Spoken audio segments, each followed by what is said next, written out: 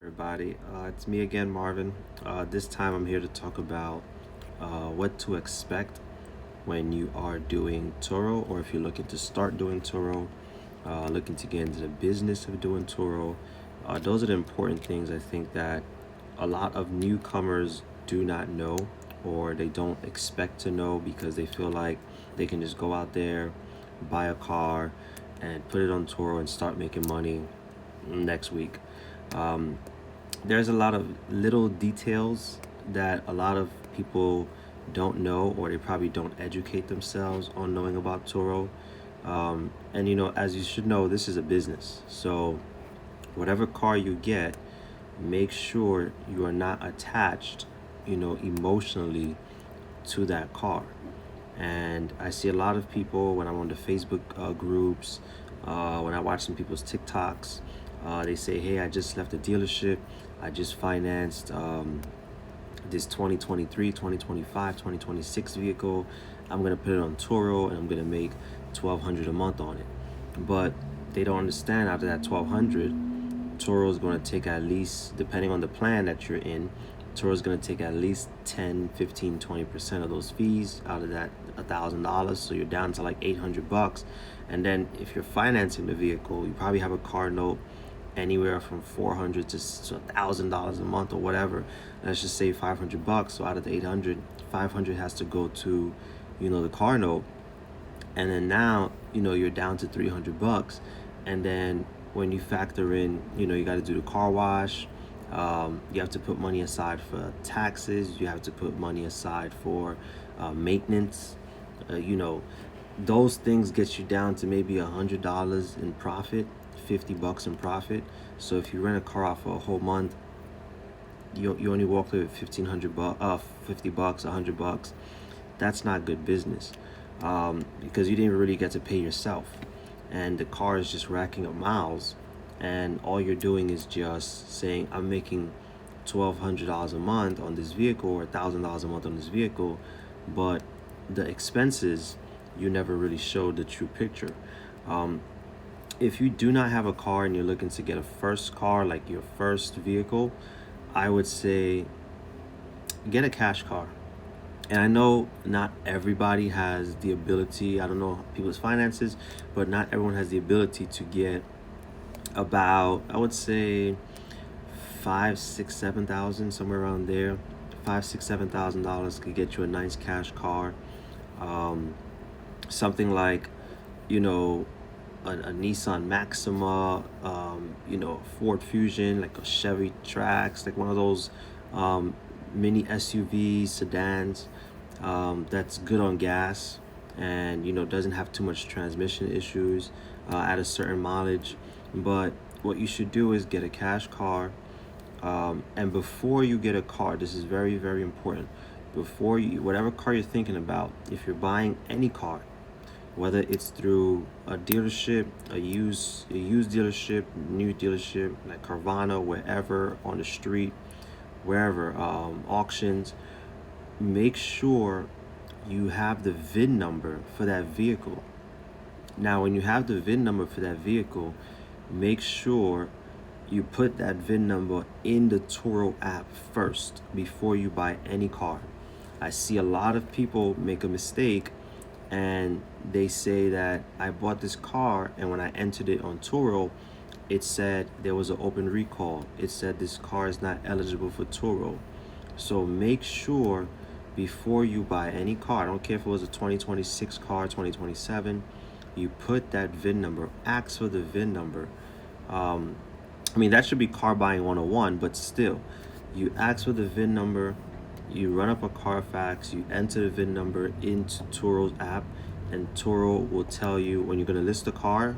Pretend you're going to list the car on Turo, and Turo is going to tell you if this car is eligible or not to be on the platform. You do not want to just buy a car. Oh, I saw this Nissan Altima for $4,000 cash. There was nothing wrong with it. The guy is just selling it. The lady's selling it. I bought it. I'm going to put it on Turo, make $1,000 a month. No. You have to make sure You have to Carfax and insert it on Turo to see if it's eligible. Remember, Turo, it has to be 12 years or newer. So right now we're in 2026. So that means that you would need about a 2014 car, the latest, to be on the platform. Now, if you're getting on Turo for the first time, I would not tell you to get a 2014 car. I would do probably about 9 years, 10 years, maybe 2016, 2017, somewhere around there. It's not easy to find a cash car 2017, 2016 for 5,000. That's in good condition, under 130,000 miles. So I think that it comes to research. Make sure you know your market is a demanding market. What I used to do is I used to go to like the Enterprise, the Budget, Avis, those car rental places, and I used to see, oh, how often do you guys get bookings? I'm thinking of getting a booking. How often does your car, book? If they say, oh man, it's been slow, this time of year is slow, you can get any car on the lot right now. You write that down, you do research saying, okay, summertime here is slow, wintertime here is slow, the fall is slow, the spring is fast. You do that research. You don't want to buy a car in the middle of February and you post it on Turo and you spent five, six, $7,000 and nobody books the car. Or you have one booking, which is like a weekend booking for $100, and you probably made like 50, $40 on it, and it's just sitting there. Number two, try your best, like I was stating earlier, not to finance a car, because if you're just starting out financing, and there's going to be slow months on Turo. All 12 months are not. You're not gonna be making $1,000 every single month. Some months you can make 800, then you can make 400, you can make 300, 600. Every month is different. But what I would say is, when you start the Turo, I wouldn't go into financing, because if your car is not booked, if somebody doesn't book your car for the month, you're now on the hook for insurance, you're on the hook for the car note, the upkeep, maintenance, everything. So right there, you're in the red, and nobody gets into business to be in the red. So that's another thing that I would try to tell anyone that wants to start Turo. Is Turo profitable in 2026? Yes. I think the market is it's shifting a little bit towards oversaturation. I'm seeing a lot of people coming on Turo with expectations of they want to make 1,000 a month per car, and that's not really true. A car can make you anywhere from $500 to $1,200 a month, sometimes more depending on the car. But I don't think that people should expect to be making right off the bat $1,000 a month. No. The number three thing I'll tell you is make sure you get a GPS tracker.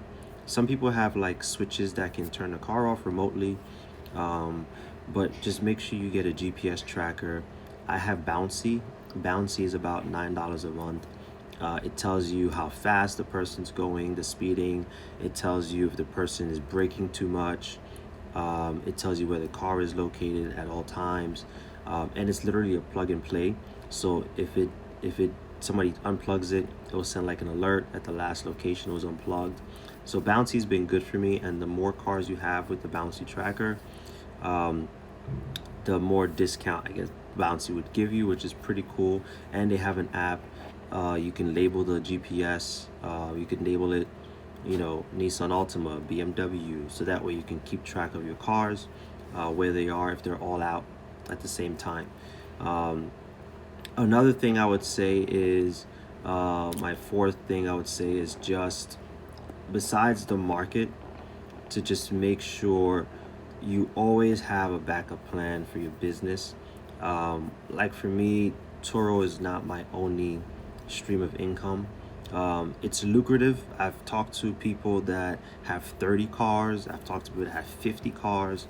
They're making $20,000, $30,000, $40,000 a month.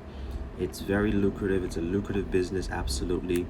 You can make money from it, but just make sure that you do your research. Thank you all so much for tuning in. Any questions, drop below.